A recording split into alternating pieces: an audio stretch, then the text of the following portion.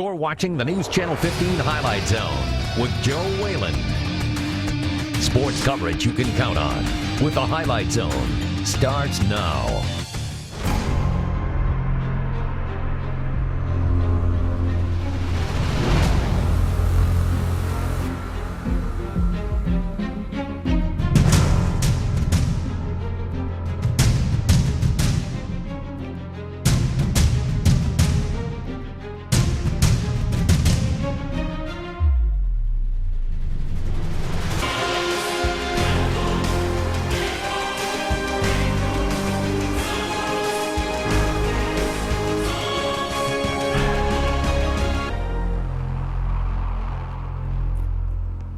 Welcome into another edition of the Highlight Zone, everyone. Week 8 of the season and conference championships are up for grabs. If that doesn't get you fired up, nothing will. It's especially true in the SAC, where a pair of longtime rivals add another chapter to their storied history. Dwenger and Snyder battling for the bell. Randy Spieth was out at Spooler Stadium all night and joins us now with the game of the week. Randy. Joe, what a battle out at Spooler Stadium. Entering the night, there were 3 teams in the SAC with 4-1 conference records: Dwenger, Snyder, and Northside.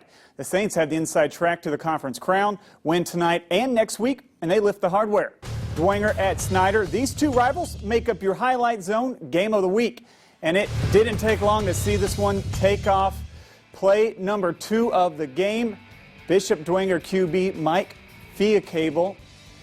Got a little bit of issues there. So Mike Fiacable was doing great right to start for this one for the Saints.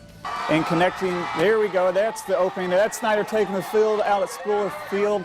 And 2 plays into this one, it's going to be all Saints. This is Mike Fiacable connecting with Gus Schrader. Schrader shreds the tackle and was all alone. Saints up 7-zip, just 16 ticks in. But the first half was all back and forth. Snyder's Jabri Bramley tucks his head and scores. We're tied at 21-all at the half. Let's go to the third. Panthers up 7. No one with the 2-score lead so far. Saints turn again. Fiacable's pass goes to Snyder's junior Jesse Bates. Only Green in front of him. A 90-yard interception return. Snyder goes up 14 in the third. Saints would not quit. Mike Fiacable brought it within 7 with 1 TD run. He fakes the handoff here. Second effort on the sideline, and he will reach in for the score. The senior ties the game up at 35. Snyder with the ball, 90 ticks left. Kurt Tiffman's office says, let's go for it on 4th and 10. Colton Painter finds Andres Gomez-Espino. Is it enough on the grab for the first? The referee says yes, and it leads to this. The kicker, Shane Leonard, on for the win, and through the uprights. Panthers hold on in a close one tonight, 38-35. I was shocked to hear that money was going out on the field, and I couldn't believe it. I thought it was a dream or something. I couldn't even imagine a scenario where I made the game-winning field goal. How about that? Just 2 teams knocking each other in the face, playing good, hard football, none of this other BS stuff that goes on. Just good, hard-nosed football guys making plays, kids learning about what it means to be in that. How about the pressure and the atmosphere? Just awesome. And fortunately, we were able to pull through. But I mean, that's a toss-up game. Any team can win that. And what a job by our kicker. Next up, Dwenger hosts Lures in the final week of the regular season. Snyder plays host to Wayne.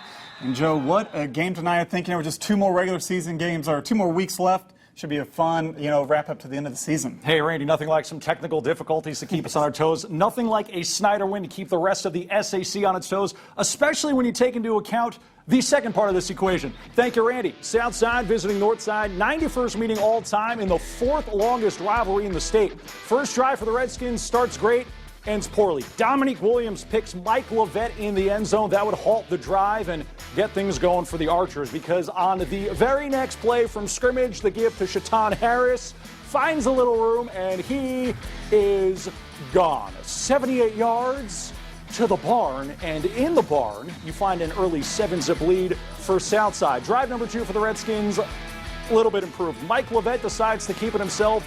Good life choice. 4-yard score, ties it up at 7.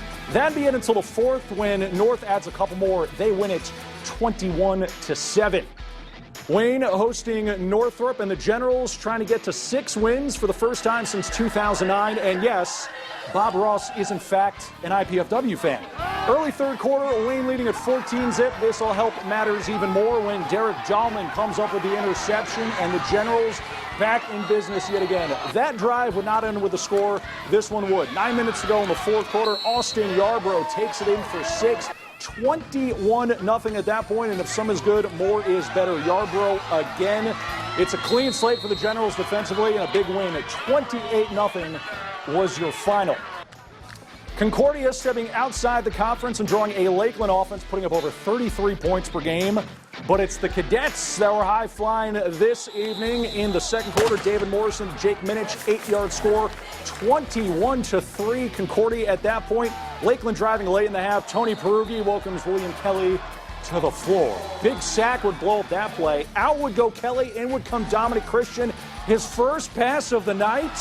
And Jacob Bickle welcomes him to the ballgame as well. It's a pick, it's 6, it's a TD, 65 yards. Concordia rolls for the big win, 28-3 at the half, 35-3 the final. Tough test for a winless Bishop Luers team. The Knights hosting Columbus Hartley. The Hawks ranked 30th statewide in Ohio. First quarter, Jared Brandwee to Alonzo Saxon, some fancy footwork, and it's a 7-zip lead. Later in the corner, Sam Kowiak on the ground, breaking tackles and breaking Luers' hearts. It's a foot race to the end zone, and it's one that Hartley wins. 14-zip at that point. Jalen Smith, the Luers grad and Notre Dame linebacker, on hand with the Irish bye week. Probably enjoyed this run. Jaquel Jamison takes it all the way down to the Hartley 5-yard line before getting gang tackled. That would set up C.J. McCarter, who punches this one in. 28-7 at the half, and Luers falls big in this one, 49-27.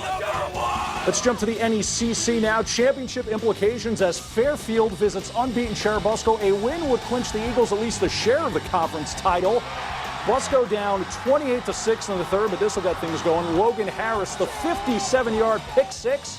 It's 28-14, but from there, it's the Cameron Kiston show. 190 yards, 3 touchdowns for the Fairfield running back. That drive would not lead to a touchdown. This one would. Kyle Mass, the QB, from a yard out, 35-14 as Busco suffers its first loss of the season. Out at Huntington North, the Vikings trying to keep themselves in the NCC title hunt. Conference leading Richmond paying a visit tonight. It was the Pink Out for breast cancer awareness. Check this out early on. Keenan Lighty to Scott McClellan. Nice hands, Scott. Those two would hook up later in the drive as well. This time for a TD, 7-zip. Huntington North out to an early lead. The Red Devils looking for an answer. Jordan Christensen picked by Lucas Johnson, and that was key because the Vikings would turn that into another score. Lighty to McClellan, it's twice as nice. 35-16, the Vikings come up with the big win, shaking up the conference picture with the win. Whitko trying to put some distance between themselves and Rochester in the Three Rivers title race. Wildcats and Zebras squaring off. A win by Whitko clinches at least a share of the conference title. And in the third quarter, with Whitko up 9-zip, Brady Weeks, the nice defensive play, tackle for a loss. And then here come the Wildcats on offense. Ethan Nicodemus, the handoff to Trace Killian for a big gain. Keeps the legs churning, and then later it's Nicodemus opting to keep this one himself. The quarterback calling his own number, rolls to the outside, picks up a big gain, but the drive would halt. And so would the scoring for Whitko. They do not find the end zone the rest of the evening as Rochester scores 26 unanswered for the win, 26-9. Well, we've tackled 3 conference title showdowns already, but the fun is just beginning. We'll head to Kendallville for an NHC upset of epic proportions, plus an emotionally charged showdown at Carroll with Columbia City and Town. That and much, much more coming up in The Zone.